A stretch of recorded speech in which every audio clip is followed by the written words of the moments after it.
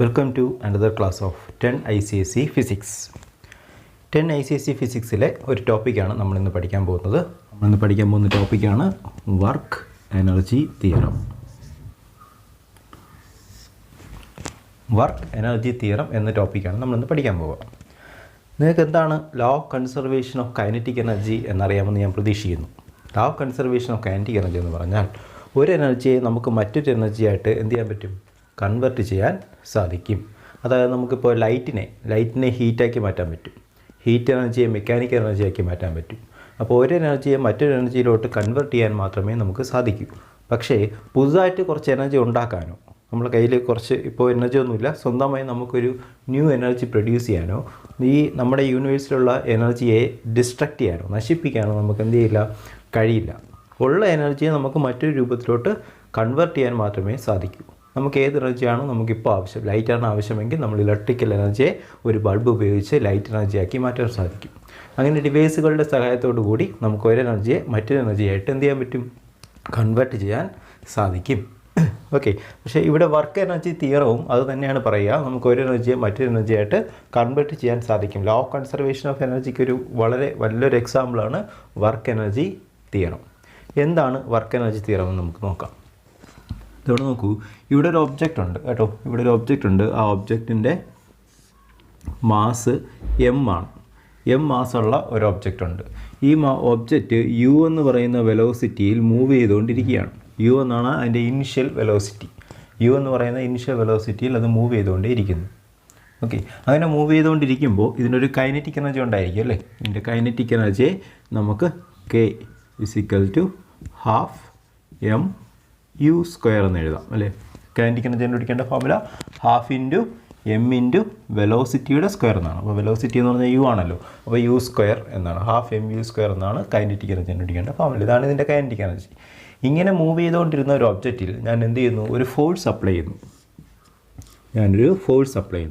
Force apply ചെയ്യുമ്പോൾ സ്വാഭാവികമായും നമ്മൾ പഠിച്ചിട്ടുണ്ട്, ഒരു ഒബ്ജക്റ്റിൽ ഫോഴ്സ് ആക്ട് ചെയ്താൽ അതെന്ത് ചെയ്യും? ആക്സിലറേറ്റ് ചെയ്യും, അതിൻ്റെ വെലോസിറ്റി കൂടാൻ തുടങ്ങും. ഓക്കെ, അപ്പോൾ യു വെലോസിറ്റിയിൽ മൂവ് ചെയ്തുകൊണ്ടിരുന്ന ഒബ്ജക്റ്റിൽ ഒരു ഫോഴ്സ് ആക്ട് ചെയ്തപ്പോൾ അതിൻ്റെ വെലോസിറ്റി യു എന്ന് പറയുന്ന വെലോസിറ്റിയിൽ നിന്നും ഇൻക്രീസ് ചെയ്ത് മറ്റൊരു വെലോസിറ്റിയിലോട്ട് എത്തും. അപ്പോൾ അതേ ഒബ്ജക്റ്റ് തന്നെയാണ്, അതിൻ്റെ മാസ് എം തന്നെയാണിത്. അതിൻ്റെ വെലോസിറ്റി പക്ഷേ യു ആയിരുന്നത് ചേഞ്ച് ചെയ്ത് എന്തായി? വി എന്ന് പറയുന്ന വെലോസിറ്റി ആയി. അപ്പോൾ എന്ത് സംഭവിച്ചു? ഒരു ഫോഴ്സ് ആക്ട് ചെയ്തപ്പോൾ അത് ആക്സിലറേറ്റ് ചെയ്യുകയാണ് അല്ലേ. ആക്സിലറേറ്റ് ചെയ്യുന്ന വെലോസിറ്റി കൂടുകയാണ്. അതിനുണ്ടായ ആക്സിലറേഷനാണ് എം മാസുള്ള ഒരു ഒബ്ജക്റ്റ് യു എന്ന് പറയുന്ന വെലോസിറ്റിയിൽ മൂവ് ചെയ്തുകൊണ്ടിരുന്നു. അതിലൊരു ഫോഴ്സ് കൊടുത്തപ്പോൾ, ഫോഴ്സ് അപ്ലൈ ചെയ്തപ്പോൾ അതിൻ്റെ വെലോസിറ്റി കൂടി, വെലോസിറ്റി ഇൻക്രീസ് ചെയ്തു, വെലോസിറ്റി കൂടി, അതിൻ്റെ പുതിയ വെലോസിറ്റി, ഫൈനൽ വെലോസിറ്റിയാണ് വി അല്ലേ. അപ്പോൾ ഈ ഫോഴ്സ് കാരണം അതിനുണ്ടായ ആക്സിലറേഷനാണ് എങ്കിൽ ഇവിടുത്തെ അവസാനം ഇവിടെ എത്തിയപ്പോൾ അതിൻ്റെ കൈനറ്റിക് എനർജി എന്ന് പറയുന്നത് ½ mv² ആണ് അല്ലേ. ½ m/v² ആണ് അതിൻ്റെ കൈനറ്റിക് എനർജി. ഓക്കെ, ഇത് ആദ്യം ഉണ്ടായിരുന്ന കൈനറ്റിക് എനർജി, ഇത് അവസാനം ഉണ്ടായിരുന്ന കൈനറ്റിക് എനർജി.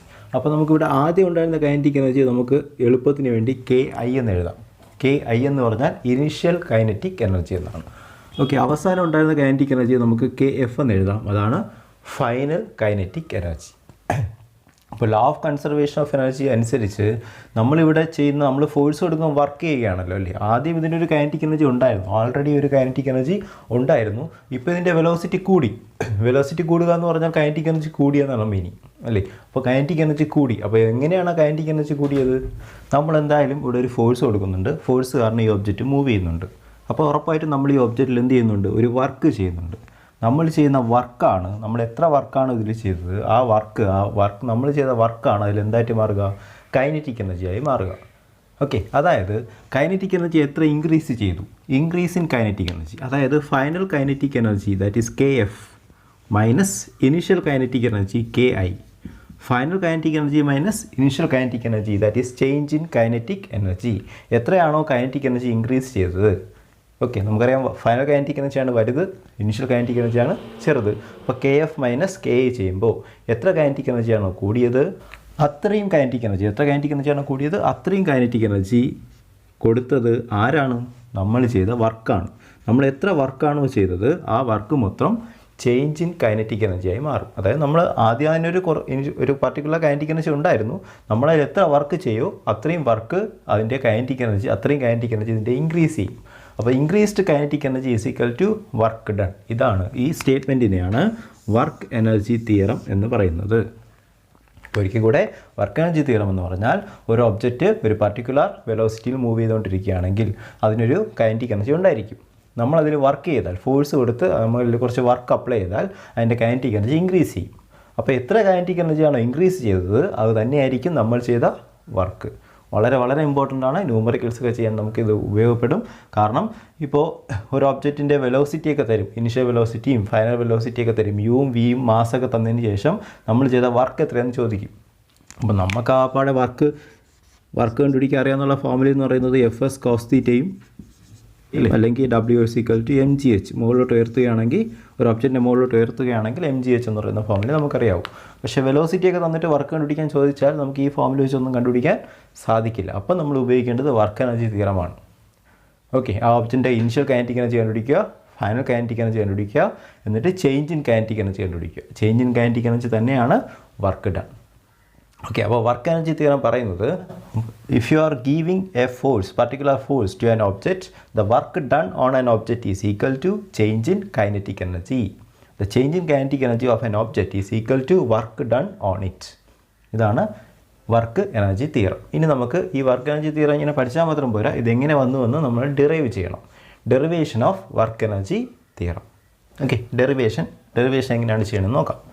നമുക്ക് പ്രൂവ് ചെയ്യേണ്ടത് ഇതാണ്. Work is equal to half mv², that is final kinetic energy minus initial kinetic energy half mu². അല്ലേ, ഇതാണ് നമുക്ക് പ്രൂവ് ചെയ്യേണ്ടത്. ശരി, നമുക്ക് എന്തായാലും കണ്ടുപിടിക്കേണ്ടത് വർക്കാണ്. അപ്പോൾ നമ്മൾ ആദ്യം വർക്ക് കണ്ടുപിടിക്കേണ്ട ഫോർമുല എഴുതുക. W work is equal to force into displacement. കാരണം ഫോഴ്സ് ആക്ട് ചെയ്യുന്ന അതേ ഡയറക്ഷനിൽ തന്നെയാണ് ഒബ്ജക്റ്റ് ഇവിടെ മൂവ് ചെയ്യുന്നത്. അതുകൊണ്ട് ഫോഴ്സ് ഇൻറ്റു ഡിസ്പ്ലേസ്മെൻറ്റ്. കോസ് തീറ്റയുടെ ആവശ്യം ഇല്ല, ഫോഴ്സ് ഇൻറ്റു ഡിസ്പ്ലേസ്മെൻറ്റ്. ഇനി ഈ ഒരു ഒബ്ജക്റ്റിൽ ഫോഴ്സ് കൊടുക്കുമ്പോൾ മാസുള്ള ഒരു ഒബ്ജക്റ്റിൽ ഫോഴ്സ് അപ്ലൈ ചെയ്യുമ്പോൾ അത് A എന്ന് പറയുന്ന ആക്സലറേഷനിൽ മൂവ് ചെയ്യുകയാണെങ്കിൽ അതിൽ ആക്ട് ചെയ്യുന്ന ഫോഴ്സ് കണ്ടുപിടിക്കേണ്ട ഫോർമുല നമുക്കറിയാം. ന്യൂട്ടൻ്റെ സെക്കൻഡ് ലോ അനുസരിച്ച് F=ma ആണ്. ഓക്കെ, ഇത് നമുക്ക് ഇക്വേഷൻ നമ്പർ 1, ഇത് ഇക്വേഷൻ നമ്പർ 2. F=ma. ഓക്കെ, അപ്പോൾ നമുക്ക് വർക്ക് കണ്ടുപിടിക്കേണ്ട ഫോർമുല F×S ആണ്. അതിൽ F നമ്മൾ കണ്ടുപിടിച്ചു, F=ma. ഇനി നമുക്ക് വേണ്ടത് എന്താണ്? ഇനി നമുക്ക് S കണ്ടുപിടിക്കണം. S കണ്ടുപിടിക്കാൻ നമ്മുടെ ന്യൂട്ടൺസ് ലോസ് ഓഫ് ഇക്വേഷൻ അനുസരിച്ച് നമുക്കറിയാം v² = u² + 2as ആണ്. v എന്ന് പറഞ്ഞാൽ ഫൈനൽ വെലോസിറ്റി, u എന്ന് പറഞ്ഞാൽ ഇനിഷ്യൽ വെലോസിറ്റി, a എന്ന് പറഞ്ഞാൽ ഇതിനുണ്ടാകുന്ന ആക്സിലറേഷൻ, s എന്ന് പറഞ്ഞാൽ ഡിസ്പ്ലേസ്മെൻറ്റ്. ഇതിൽ നിന്നും നമുക്ക് വേണ്ടത് ആരാണ്? നമുക്ക് വേണ്ടത് ഡിസ്പ്ലേസ്മെൻ്റ് ആണ്. അപ്പോൾ ഇതിൽ നിന്ന് ഡിസ്പ്ലേസ്മെൻറ്റ് കണ്ടുപിടിക്കുക. അതായത് u² s കണ്ടുപിടിക്കാൻ എന്ത് ചെയ്യുക? u² ഇപ്പുറത്ത് കൊണ്ടുവരിക. അപ്പോൾ v² - u² = 2as എന്നാവും അല്ലേ. അതിൽ നമുക്ക് s കണ്ടുപിടിക്കാം. s = v² - u² / 2a എന്ന് വരും. ഓക്കെ, ശരി. അപ്പോൾ നമുക്ക് ഈ ഇക്വേഷൻ എന്താണ്? s = v² - u² / 2a അല്ലേ. ഇതാണ് കിട്ടിയത്. ഇത് ഇക്വേഷൻ നമ്പർ 3. അപ്പോൾ നമുക്ക് എഫും കിട്ടി, എസും കിട്ടി. ഫോഴ്സും ഉണ്ട്, ഡിസ്പ്ലേസ്മെൻറ്റും ഉണ്ട്. ഈ രണ്ട് ഫോർമുല എടുത്ത് നമുക്ക് ഏതിൽ സബ്സ്റ്റിറ്റ്യൂട്ട് ചെയ്യാം? വർക്ക് കണ്ടുപിടിക്കേണ്ട ഫോർമുലയിൽ സബ്സ്റ്റിറ്റ്യൂട്ട് ചെയ്യാം. അപ്പോൾ വർക്ക് എന്താണ്? W = അല്ലേ, ഒന്നാമത്തെ ഇക്വേഷൻ എന്തായി മാറും? ഒന്നാമത്തെ ഇക്വേഷൻ അനുസരിച്ച് W = F×S എന്നാണ്. അപ്പോൾ എഫിന് പകരം എന്ത് കൊടുക്കുക? എഫിന് പകരം ma കൊടുക്കുക. എസിന് പകരം എന്ത് കൊടുക്കുക? v² - u² / 2a. v² - u² / 2a. ഇപ്പോൾ ഇവിടെ കിട്ടിയത് W എന്താണ്? നമ്മൾ ഇവിടെ ഒരിക്കൽ കൂടെ എഴുതാം. W എന്തെന്ന് കിട്ടി? ma. ഫോഴ്സിന് പകരം നമ്മൾ ma കൊടുത്തു.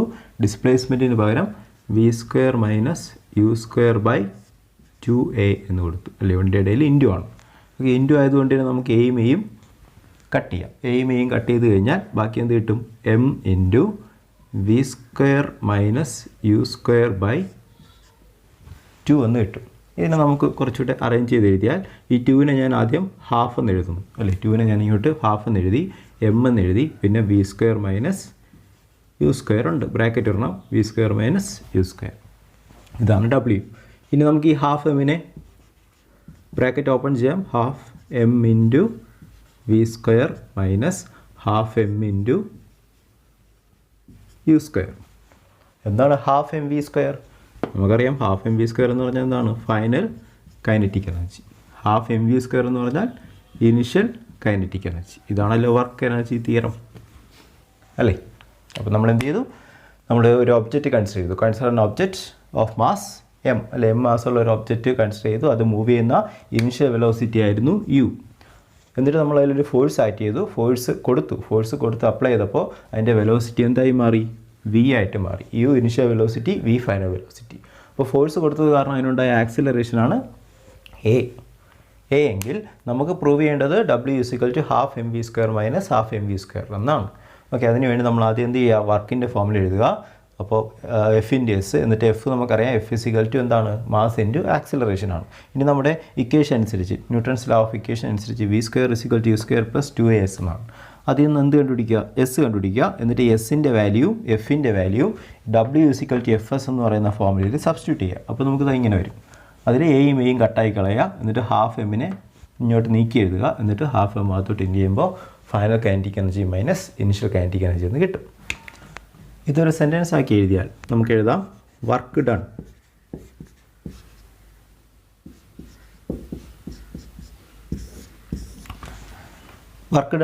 = ഇൻക്രീസ് ഇൻ കൈനറ്റിക് എനർജി എന്ന് എഴുതാം. ഓക്കെ, ഇതാണ് സ്റ്റേറ്റ്മെൻറ്റ്, വർക്ക് എനർജി തിയറത്തിൻ്റെ സ്റ്റേറ്റ്മെൻറ്റ്. അപ്പോൾ നമ്മളൊരു ഒബ്ജക്റ്റിൽ എത്ര വർക്കാണോ ചെയ്യുന്നത് ആ ഒബ്ജക്റ്റ് ആ വർക്ക് എന്തായിട്ട് മാറും? അതിൻ്റെ കൈനറ്റിക് എനർജി ആയിട്ട് മാറും. എത്ര വർക്കാണോ ചെയ്യുന്നത് അത്രയും കൈനറ്റിക് എനർജി കൂടും. ഓക്കെ, ഇതാണ് വർക്ക് എനർജി തിയറം. എല്ലാവർക്കും മനസ്സിലായെന്ന് വിചാരിക്കുന്നു. എന്തെങ്കിലും ഡൗട്ട് ഉണ്ടെങ്കിൽ കമൻറ്റ് ബോക്സിൽ ചോദിക്കുക. തീർച്ചയായും ഞാൻ ക്ലിയർ ചെയ്യുന്നതായിരിക്കും. ഈ വീഡിയോ ഇഷ്ടമായെങ്കിൽ താഴെയുള്ള ലൈക്ക് ബട്ടൺ അമർത്തുക. ഇഷ്ടമായില്ലെങ്കിൽ തീർച്ചയായും നിങ്ങൾക്ക് ഡിസ്ലൈക്ക് ബട്ടൺ അമർത്താവുന്നതാണ്.